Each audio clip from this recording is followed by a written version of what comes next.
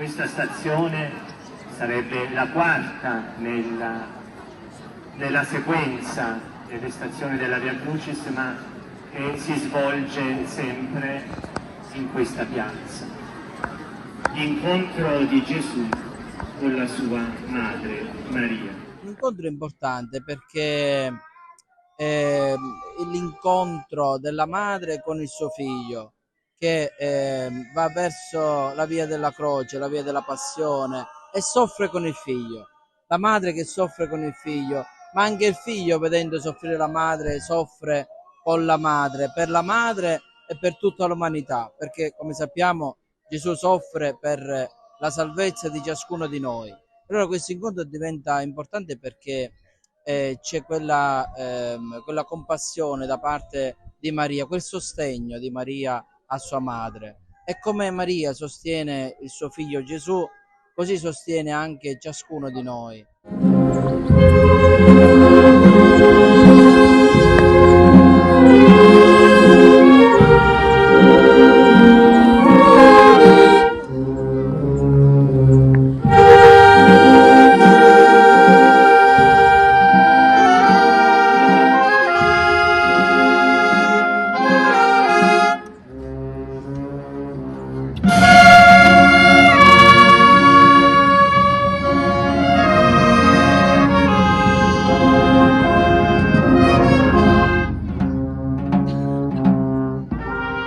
Questa Via Crucis che abbiamo fatto è stata proprio incentrata sulla guerra e sulla pace, sul femminicidio, su tutte queste situazioni che il mondo sta vivendo in questo tempo. Certamente con un auspicio di speranza, perché ecco, possa presto finire questo fenomeno della guerra, di questo femminicidio, e quindi ristabilirsi quell'armonia, quella pace, ecco, che il Signore è venuto a portare morendo sulla croce per noi e risorgendo.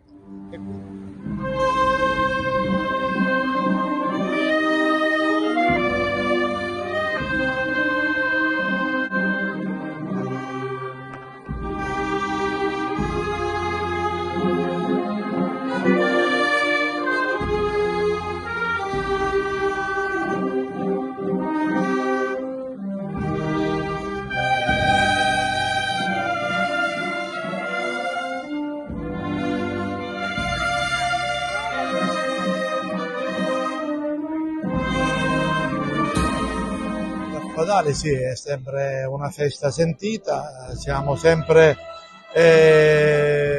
puntuali negli appuntamenti pasquali perché è una ricorrenza che va vissuta con passione. È un momento difficile, è un momento in cui bisogna stare vicini, bisogna pregare e bisogna sperare finalmente che la pace raggiunga i cuori di chi attualmente sta provocando queste guerre inutili.